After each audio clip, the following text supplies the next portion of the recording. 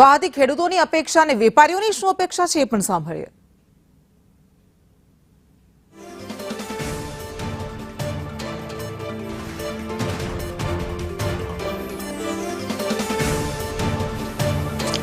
ગુજરાત રાજ્યનું બજેટ રજૂ થવાનું છે ત્યારે સુરતના ઉદ્યોગપતિ આ બજેટને લઈને આશા અપેક્ષા રાખી રહ્યા છે। ખાસ કરીને વાત કરીએ તો જ્વેલરી ક્ષેત્રે અને ટેક્સટાઇલ ક્ષેત્રે જે વેપારીઓ છે તે ખાસ આ બજેટ પર નજર રાખી રહ્યા છે અને આશા અપેક્ષા રાખી રહ્યા છે। ત્યારે કેટલાક વેપારીઓ આપણી સાથે છે, તેમની સાથે વાત કરીશું। સાહેબ, બજેટ આવી રહ્યું છે, શું આશા અપેક્ષા આ બજેટને લઈને સરકાર પાસે?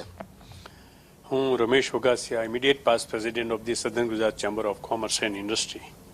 સરકાર તો આપણા બધાના માય બાપ છે અને એની જવાબદારી છે કે પ્રજાનો વિકાસ થાય અને સર્વાંગી વિકાસ થાય, બેલેન્સ્ડ ડેવલપમેન્ટ થાય એ માટે જરૂરી પગલાં લેવાની આવશ્યકતા છે। ઇન્ડસ્ટ્રી વાઇઝ મારી સાથેના મિત્રો જણાવશે, પણ જનરલ સેન્સમાં મારે કહેવું હોય તો ચેમ્બરના માધ્યમથી એટલું સરકાર પાસે અપેક્ષા છે કે છેલ્લા સમયમાં જે જંત્રીમાં વધારો આવ્યો અને એના કારણોને લઈને જે પ્રશ્નો ઊભા થયા છે તેને ધ્યાનમાં લઈને કોઈ પણ ધંધાને નેગેટિવ ઇમ્પેક્ટ ન થાય એ માટે જંત્રીનું રેશનલાઇઝેશન થાય અને બેલેન્સ વેમાં એને ઇમ્પ્લિમેન્ટ કરવામાં આવે તો આર્થિક વિકાસ તો થશે જ, પણ સાથે સાથે વ્યક્તિગત ઇન્ડસ્ટ્રીયાલિસ્ટને પણ ડેવલપ થવામાં અને ગુજરાતના વિકાસમાં ફાળો આપવાનું એક માધ્યમ બનશે। છેલ્લા ઘણા સમયથી હીરા ઉદ્યોગમાં મંદીનો માહોલ છે, તો ઘણા લોકો જ્યારે બેરોજગાર થયા હોય ત્યારે એને અનુલક્ષીને એક સારી કોઈ એવી યોજના મૂકવામાં આવે। જે રીતે પ્રયાસો સરકારે શરૂ કર્યા છે તે અભિનંદનીય છે, પણ એ મને થોડા અધૂરા લાગે છે। માત્ર વાત કરીને થઈ શકશે નહીં, પણ ઇન્ડસ્ટ્રીને સાથે લઈને એમાં જે કારખાનેદારો કારખાના બંધ કરતા હોય અને કારીગરો જે કામ વગરના થતા હોય ત્યારના માટેની એક કોન્ક્રીટ યોજના લઈને પીપીપી ધોરણે પણ એક જો એનો અમલ થાય તો એમ્પ્લોયમેન્ટ લોસ જે છે એ ન થઈ શકે।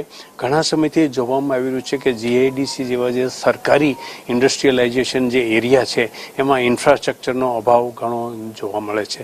છેલ્લા સમયમાં જે પ્રશ્ન હતો ટ્રાન્સફર પ્લોટ લીઝ ટ્રાન્સફર ઉપર જે ડ્યુટીનો પ્રશ્ન હતો, જીએસટીનો પ્રશ્ન હતો, એ કોર્ટના આદેશના કારણે એ ક્લિયર થયો, પણ એ સિવાય ઇન્ડસ્ટ્રીને મજબૂત અને સારી કરવા માટે ઇન્ફ્રાસ્ટ્રક્ચર ડેવલપમેન્ટ કરવાની આવશ્યકતા છે।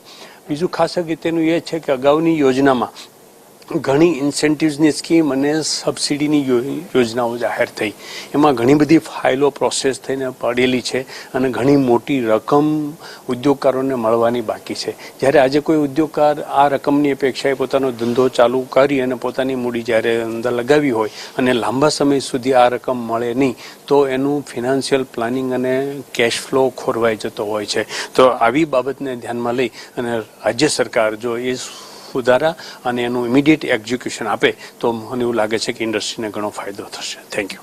શું કહેશો, જ્વેલરી ક્ષેત્રે શું આશા અપેક્ષા જ્વેલરી માલિકોની?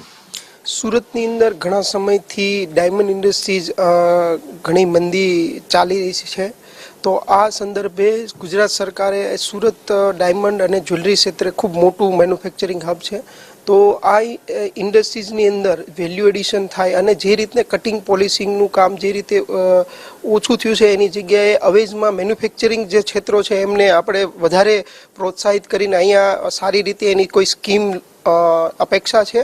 અત્યારે છે ને જેમ કટિંગ પોલિશિંગનું સુરત હબ છે એવી રીતે હવે નવા બિઝનેસ જેમ કે લેબગ્રોન આવ્યા છે, આની સિવાય જેમસ્ટોન છે જે પ્રેશિયસ સેમી પ્રેશિયસ સ્ટોન છે એમનું બી કટિંગ પોલિશિંગ ક્ષેત્ર સુરતમાં ફરીથી નવું કોઈ આપણે એમને લાવી શકીએ। એ સિવાય વેલ્યુ એડિશન માટે સિલ્વર જ્વેલરી છે, તો સિલ્વર જ્વેલરી મેન્યુફેક્ચરિંગ બી અહીંયા પ્રમોટ થાય અને આ ઇન્ડસ્ટ્રીઝમાં લોકોને રોજગારી મેક્સિમમ મળે એના માટે અમારા સરકાર તરફથી એવા સારા આ બજેટની અંદર આવે કે જે મેન્યુફેક્ચરિંગ ફેક્ટરીઓને પ્રોત્સાહન મળે। એ સિવાય ઇન્ટરનેશનલ પ્રમોટ થવા માટે એક્ઝિબિશનની અંદર જે ગ્રાન્ટો આપે છે એની અંદર કઈ સારા સુધારા લાવે એવી અમારી અપેક્ષા છે। શું કહેશો, શું આશા અપેક્ષા તમારી? જે બાંગ્લાદેશમાં જે ગાર્મેન્ટ ઇન્ડસ્ટ્રીની જે ક્રાઇસિસ ઊભી થઈ છે તો એનો આપણે લાભ લેવા માટે ગુજરાત સરકારે તાત્કાલિક ધોરણે એક vertical garment park Ahmedabad, Surat અને બીજા જે ટેક્સટાઇલના સેન્ટર છે ગુજરાતમાં એમાં ઊભા કરવા જોઈએ। ગુજરાત સરકારે એની પ્રાઇમરી મિટિંગ પણ કરી હતી અને એ એવા એરિયામાં કરવા જોઈએ જ્યાં રોજગારી એટલે જેમ વર્કર્સ ઇઝીલી મળી શકે, એટલે તમારે એ જે પાર્ક ઊભો કરવો હોય તો સેન્ટરમાં કરવો પડે, સિટીની બહાર ના।